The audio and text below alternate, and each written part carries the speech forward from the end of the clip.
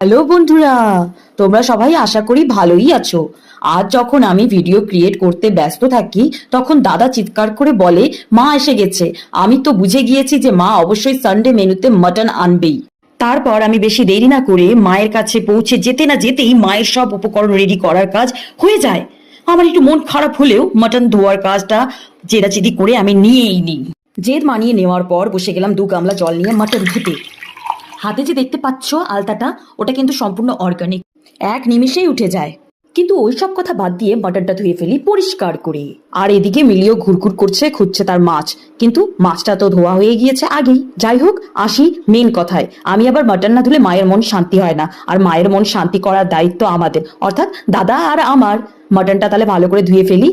এদিকে আবার জল আছে, এখানে আবার পরিষ্কার করে ধুতে লাগবে, আবার পরে পুনরায় আবার ধুবো। ধোয়াধুয়ির কাজ আর খাওয়া দাওয়ার কাজ তো চলতেই থাকবে। আজকের মতো এইটুকুই বন্ধুরা, ভালো থেকো সকলে, টাটা, বাই বাই।